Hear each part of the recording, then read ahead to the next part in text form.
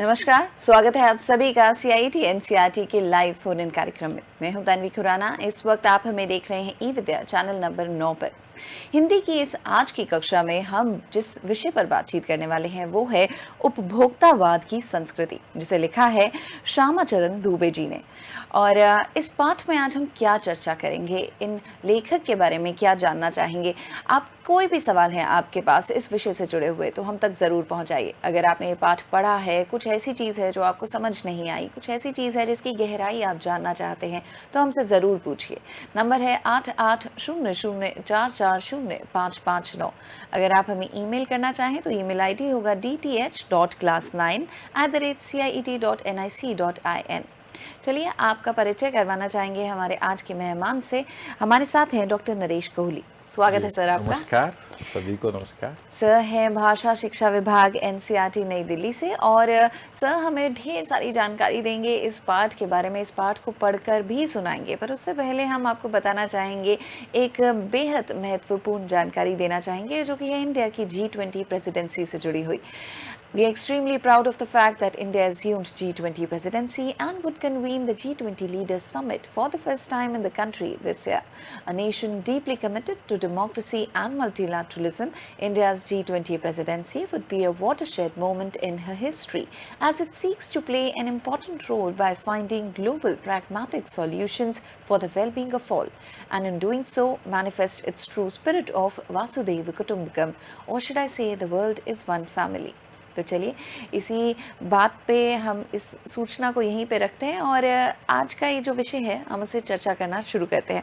Sir, हम आपसे जानना चाहेंगे जो पाठ है उपभोक्तावाद की संस्कृति, उसमें आज हमारे जो दर्शक हैं, नवीं कक्षा के जो बच्चे हैं, क्या सीखने वाले हैं? जी धन्यवाद तन्वी, और एक बार मैं फिर सबका हार्दिक स्वागत करता हूं। जैसा कि इसके शीर्षक से ही हमें अंदाजा हो रहा होगा कि उपभोक्तावाद की संस्कृति, यानी कि जिस तरह से हमारे जीवन में उपभोग की जो तौर तरीके हैं, जो उसकी शैली है, जो उसका प्रभाव है, वो निरंतर बढ़ रहा है, उसी को ध्यान में रखते हुए उसका क्या प्रभाव पड़ रहा है, किस तरह का दुष्प्रभाव पड़ रहा है, वो किस तरह की हमारे संस्कृति को प्रभावित कर रहा है, ये सारे इसमें कुछ बिंदु हैं जो इस पाठ में हमारे साथी हम उनसे चर्चा करेंगे जी।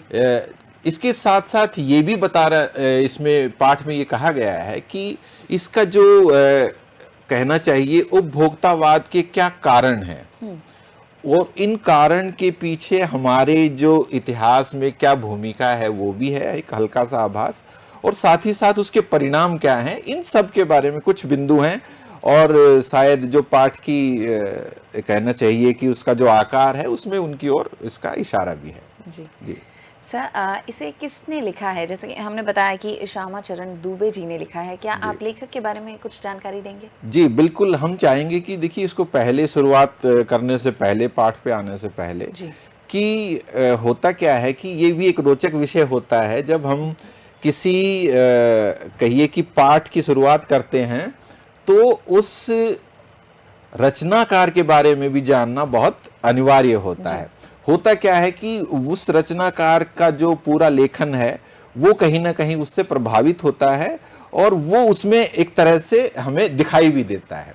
जैसे कि अगर ये पाठ एक साहित्यकार है, एक समाजशास्त्री है, एक वैज्ञानिक है, उस तरह के रचनाकार का लिखा हुआ पाठ है, तो वो उसके सारे पक्षों की पड़ताल करते हैं। उपभोक्तावाद को केवल एक भावुक दृष्टि से या कहिए कि केवल एक साहित्यिक दृष्टि से नहीं देखते, बल्कि उसके पीछे के पूरा का पूरा जो कहिए कि समाज शास्त्र है उसको वो हम लोगों को बताने की कोशिश करते हैं। इस पाठ के या इस निबंध के जो भी लेख है, इसके लेखक श्यामाचरण दुबे हैं और इनका जो जन्म है वो 1922 में हुआ, मध्य प्रदेश में हुआ, जो बुंदेलखंड का हमारा क्षेत्र है उसमें हुआ। और जैसे कि मैंने बताया कि इनका जो क्षेत्र है वो समाजशास्त्र है और समाजशास्त्र के साथ साथ उसकी भी एक दूसरी शाखा कही है, एक अब तो समानांतर विषय है, वो मानव विज्ञान जिसको हम कहते हैं, उसी में इन्होंने PhD भी किया और शोध कार्य के साथ साथ इनका शोध कार्य बहुत चर्चित भी हुआ। खास तौर से इनका जो ग्रामीण परिवेश को लेके, ग्रामीण क्षेत्र को लेके भारतीय गांव और समाज और संस्कृति को समझने के लिए जो कार्य किया गया है वो बहुत ही महत्वपूर्ण है। और आप इनकी कुछ देखिए, जो हिंदी में उपलब्ध है, अंग्रेजी में भी है इनका लेखन, लेकिन जो हिंदी में उपलब्ध है उन्हीं रचनाओं की ओर अगर हम देखें तो आपको इससे पता चलेगा कि ये मूलतः सामाजिक जो विज्ञान का क्षेत्र है उनके रचनाकार हैं।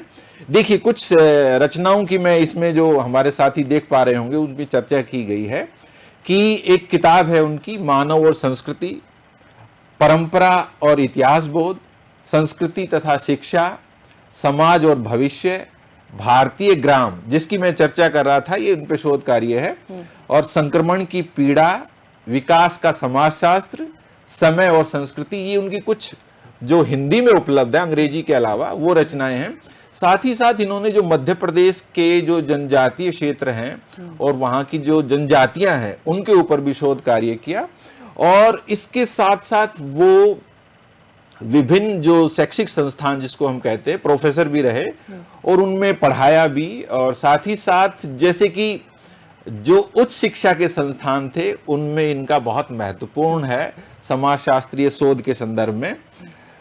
इनका इस पाठ के संदर्भ में अगर मैं उल्लेख करूं तो वो कुछ इस तरह से होगा कि अगर हम इसमें देखें, हम इन्होंने जो मूल इनका इस लेख में जो उद्देश्य है वो बार बार इस बात को रेखांकित कर रहे हैं कि हमारा जो समाज है, जो भारतीय समाज है, वो लगातार बाजार की गिरफ्त में आ रहा है। और इससे पहले कि हम और आगे चले, ये पाठ मुझे इसका सही वो तो सन तो प्रकाशित का अंदाजा नहीं आ रहा अभी, लेकिन क्योंकि इनकी मृत्यु 1996 में हो गई थी, तो आप अंदाजा लगा लिए उससे पहले का लिखा हुआ ये लेख है। और ये उस समय का लेख है जब बाजारवाद की आहट भारतीय समाज में बहुत तेजी से, कहना चाहिए उदारवाद जिसको हम एलपीजी का दौर कहते हैं, वो 1990 का जो उदारीकरण और भूमंडलीकरण आया उससे पहले का लिखा हुआ है। और उस समय भी इन्होंने उस चीज को रेखांकित कर लिया था कि हमारा समाज किस तरफ जा रहा है, कि बाजार की गिरफ्त के कारण विज्ञापन की जो दुनिया है उसका क्या असर हो रहा है, और हो क्या रहा है कि बाजार और विज्ञापन से प्रभावित होकर हम चीजों की गुणवत्ता नहीं देख रहे हैं, उनकी चमक दमक में एक तरह से हम खो जा रहे हैं। हमें किसी चीज की जरूरत है नहीं है इसको नहीं देखते, बस ये देखते कि बाकी लोग उसको खरीद रहे हैं तो वो हमें भी खरीदनी है। इसमें बहुत सारे उदाहरण हैं जिससे हम, और ये भी एक शैली है, देखिए इनकी एक लिखने की शैली है कि वो एक जटिल से जटिल विषय को, ये अदृश्य होते हैं, कई बार हमें समाजशास्त्रीय विषय समझ में नहीं आते हैं। जैसे मैं कह दूं कि एक सामाजिक संरचना है, आपको पहली बार में वो लगेगा कि नहीं भाई क्या सामाजिक संरचना, क्या सामाजिक व्यवस्था, क्या ग्रामीण ढांचा, क्या, तो ये वैसे ही हमें लगता होगा नहीं ये तो विकास की यात्रा है, लेकिन ये विकास ऐसा नहीं है। वो कह रहा है कि हम उपभोग की वस्तुओं को प्रयोग करते करते खुद एक वस्तु के रूप में बदलते जा रहे हैं, दूसरों की देखा देखी कि इन्होंने एग्जाम्पल बड़े रोचक तरीके से दिए हैं। और पहले ये भी एक खास अपनी उनकी एक शैली है कि पहले उन्होंने उदाहरण दिए, फिर उस विषय की संकल्पना एक तरह से समझाई, फिर उसके जो परिणाम है, दुष्परिणाम है, उनकी ओर भी इशारा किया। देखिएगा, और इसका खतरा बताया कि अगर हमारे समाज में, ये तो आज से 30-40 साल 50 साल पहले का लिखा हुआ लेख अगर है, तो उस समय अगर वो बाजारवाद की आहट देख रहे थे तो आज कितनी गंभीर स्थिति है। और वो एग्जाम्पल इन्होंने बाद में दिया है कि देखिए कि लोग दूसरों की देखा देखी, एक मान लीजिए कोई म्यूजिक सिस्टम खरीद रहा है, कोई कंप्यूटर खरीद रहा है, मैं इसको आज के संदर्भ से जोड़ के देखूं तो मुझे ऐसा लगता है जैसे मोबाइल की दुनिया है। आज देखिए हमें मोबाइल की कितनी जरूरत है, हम उसमें कितना काम करते हैं, वो एक तरह से हमारा इशू नहीं है। हम कर क्या रहे हैं, बस मिस्टर एक्स ने ये लिया तो वाई ने ये लिया, हमें ये लेना। तो ये जो अंधाधुंध उसके पीछे भागने की प्रवृत्ति है, ये बहुत ही खतरनाक है। और इससे क्या होगा, ये समाज में दिखती नहीं। ये पूरे पाठ में भी आपको इस चीज का आभास होगा जब हमारे साथी इसको पढ़ेंगे कि इसका दुष्परिणाम क्या होगा कि जो समाज में वर्गीय संरचना है, जो विभेद है, वो लगातार बढ़ता जाएगा। अच्छा। और ये बढ़ने से हमारे जो सामाजिक ढांचे में, हमारी सामाजिक व्यवस्था में है, वो कहीं ना कहीं लगातार असंतोष होगा। उसमें कहना चाहिए कि संघर्ष के लक्षण कहीं ना कहीं दिखाई देंगे।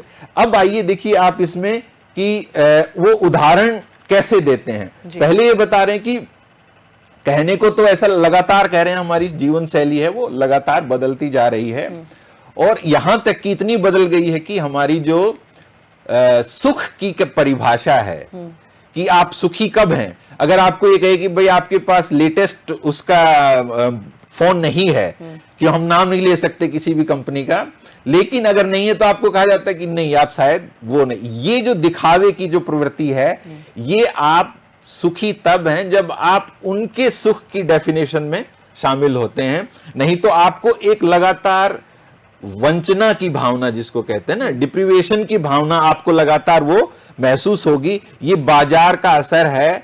बाजार, जैसे मैंने पहले भी कहा, हम बाजार की चीजों का उपयोग नहीं कर रहे हैं, बाजार की चीजें हमें एक तरह, हम खुद एक वस्तु बन गए हैं, इसकी ओर वो इशारा कर रहे हैं, और धीरे धीरे हमारा वो पूरा का पूरा बदलता जाएगा। देखिए अब वो शुरुआत करते हैं, एक सिंपल से उदाहरण से शुरुआत करते हैं। इसमें उदाहरण दिया हुआ है कि वो कहते हैं, मान लीजिए कि आपको कहा जाता है कि आप ये वाला टूथपेस्ट खरीदिए जी। अब आप देखिए, आप एक मिनट के लिए कल्पना करके देखिए, हमारे टीवी में जो विज्ञापन आते हैं उसमें कितने विज्ञापन डेली इसी तरह के आते हैं। एक दो लाइनें पढ़ के देखिए, तब उसका अंदाज होगा हमें लेखक का कि किस तरह से लिखते हैं।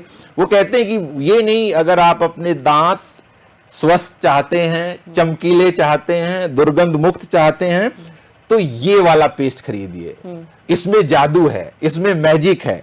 और भी चाहते हैं तो फिर अब जो एक नया है कि हम जिसको हमारे कहिए कि जो इकोसिस्टम से जुड़ने वाली है, आप ये वाला खरीदेंगे, इसमें नीम है, इसमें बबूल है, इसमें ऋषि मुनियों द्वारा बताए गए गुण हैं, इसमें सारी। अब ये बता दिया तो फिर दूसरा पॉइंट क्या होगा, अगर आपने ये टूथपेस्ट तो खरीद लिया, लेकिन कहीं अगर आपने ये कंपनी का ब्रश खरीदा, तो अब उसके साथ साथ एक दूसरी चीज बेची जा रही है, तब जाके आपका, अभी तो आप ये तो उस दौर में लिख रहे थे कि खाली ब्रांड अब बदल रहा था, अब तो वो इलेक्ट्रॉनिक भी आ गया है कि आप ये वाला करेंगे तो आपके दांतों की सफाई पूरी तरह से होगी। इतना ही नहीं, फिर ये कह रहे हैं कि माउथ वॉश की भी ये आ गया है। ये एक एक करके चीजें जुड़ती जा रही है, वो आपको बाजार की तरफ लेके जा रहा है। और ये थोड़ा सा रुक के देखेंगे कि जैसे साबुन का कह रहा है कि ये इस साबुन से नहाइए तो आप एकदम से कहना चाहिए कि खुशबूदार हो जाएंगे, आप गोरे हो जाए। ये तो पूरी तरह से एक कलर जेंडर का उसका भी इशू भी है इसमें। वो भी एक उनकी तरफ भी कहता है कि अगर महिलाओं की जो सौंदर्य की, जिस सुबह की उनकी जो मेज देखिए आप, तो उस पे इतनी सारी सामग्री होती है, आप इसके कह सकते हैं कि इसमें कहीं ना कहीं जेंडर का इशू है, लेकिन वो कहते हैं वो उसमें हजारों रुपए की सामग्री वो आपको प्रेरित करती है कि आप ये वाला खरीदिए, ये वाला इस्तेमाल करिए। कह रहे इसमें महिलाएं नहीं, आजकल पुरुष भी उतने ही हैं, तो उनका ये जो सारे हैं। अब दूसरा, आपके कपड़े वस्त्र जो परिधान है, फैशन के दौर में जो कहते हैं कि गारंटी, वो कह रहे आप फिर कपड़े आपसे लगातार ये कहा जा रहा है कि आप ये वाले खरीदिए, ये आउटडेटेड हो गया है, ये फैशन चला गया, इस ब्रांड का खरीदिए, स्टाइल का खरीदिए। इतना ही नहीं, वो कह रहे कि एक देखिए, एक और एग्जाम्पल इसमें दिया गया है, उदाहरण है कि जैसे घड़ी है, भाई घड़ी का काम है हमें समय से थोड़ा सा अंदाजा हो जाए कि इतना समय हुआ, लेकिन जो 300, 400, 500 रुपए में घड़ी आ जाती है, वो कह रहे कि वो लाखों तक भी आ रही है, तो उसका काम तो वही है। तो वो किस चीज से जुड़ रही है, वो कहीं ना कहीं अभिजात्य से, दिखावे से, जो विलासिता का जीवन है वो उसकी तरफ लेके जा रही है, जो उपभोक्तावाद का जो कहना चाहिए हमें उसकी तरफ आपको धकेला जा रहा है कि आप उधर जाइए। और इसके अलावा भी एक दो ऐसे उदाहरण दिए कि हम धीरे धीरे कहीं ना कहीं वो 5 सितारा 5 स्टार जो कल्चर है वो हमारे उसमें हम सबको डायरेक्ट इनडायरेक्ट वो प्रभावित कर रही है। आप पहले की देखिएगा, आप ज्यादा वो नहीं कि हमारे जो समारोह होते थे शादी के या जो भी संस्कार होते थे, उनकी उनका उनका प्रारूप देखिए और आज के शादी और उनका प्रारूप देखिए। ये 5 स्टार कह रहे हैं, केवल इतना ही नहीं, वो कह रहे 5 स्टार शादी ब्याह ही नहीं, 5 स्टारों में ही शादी ब्याह होता है। हाँ। और उसके अलावा कि 5 स्टार स्कूल खुल गए, 5 सितारा स्कूल खुल गए, और अति तो तब हो जाती है कि कह रहे कि कॉलेज भी खुलेंगे, वो भी, और आ गए हैं वो सारे। इसका ये कह रहा है कि थोड़ा देखिए कहां तक है कि अमेरिका और ऐसी जगह पे तो ये भी आ गया है कि आप अपनी अंतिम यात्रा का भी पहले से एडवांस बुकिंग कर लीजिए, 5 स्टार वाली जो है। और उसमें क्या होगा कि जब आप उसकी वो कर लेंगे, अगर 5 स्टार जिसको ये कह रहे हैं कि आपकी जो भी होगी समाधि या जहां पे आपको मरने के बाद रखा जाएगा, उसके इर्द गिर्द भीनी भीनी खुशबू आएगी, फूल पौधे लगाए जाएंगे, म्यूजिक बजता रहेगा। तो ये जो सारी चीजें हैं, ये आपके जीवन को लगातार एक तरह से दुष्प्रभावित कर रही है। प्रभावित नहीं, दुष्प्रभावित कर रही है लेखक इस बात का। और ये अभिजात जो विशिष्ट जन जिसको हम कहते हैं, उसको तो वो तो उसकी कहना चाहिए कि जीवन शैली है जी। लेकिन जो मध्यम वर्ग और जो निम्न वर्ग है वो उसमें कुंठा पैदा कर रहा है। ये जो है कि वो उसको वो चाहता है कि वैसा ही वो भी करे, और उस चक्र में उसका क्या होता है, इसका जो कारण है, जो सबसे बड़ा कारण है, इसमें इन्होंने इस बात को रेखांकित किया है कि इसका जो कारण है वो सबसे बड़ा कारण क्या है, जो भारतीय समाज में सामंती प्रवृत्ति रही है जी। सामंती प्रवृत्ति हम हमारे साथी समझ रहे होंगे, जो ग्रामीण परिवेश या जो छोटे शहर या उसके जो अभिजात्य है, जो अमीर वर्ग है, वो अपने उसको पैसे को लगातार प्रदर्शित करता है। अच्छा। और उसकी वजह से वो वही सामंतवाद या पूंजीवाद ये आपस में घालमेल हो गए हैं। अब ये सामंती प्रवृत्ति का ही बढ़ा हुआ रूप पूंजीवाद है, क्योंकि जिसके पास पूंजी होगी वही सब इन चीजों को इस्तेमाल करेगा, और जो इस्तेमाल नहीं करेगा वो उसमें कहीं ना कहीं वो नेगेटिव फीलिंग आएगी।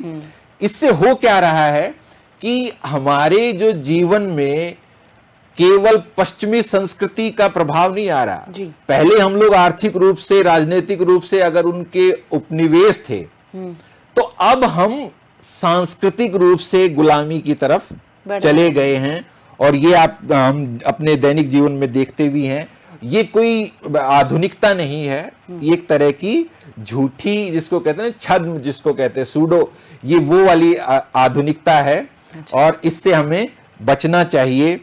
और अब हम अपनी तरफ से कोई कार्य नहीं कर रहे, कोई दूसरा हमें अन्य निर्देशित कर रहा है, दूसरा कोई डायरेक्ट कर रहा है। तो ये बहुत खतरनाक है, और ये इतना बारीकी से किया जा रहा है कि जो उससे प्रभावित है वो अपनी एक उदाहरण देखिए कि हम अपनी बहुत सारी जो इनकम है उसका बहुत बड़ा हिस्सा कहां खर्च करते हैं, कपड़ों पर। तो ये यही है कि क्या इतने की जरूरत है हमें नहीं। तो ये इस बात को कि हम कहीं और से निर्देशित हो रहे हैं, हमें इससे सावधान रहना है, इसकी तरफ इशारा कर रहे हैं।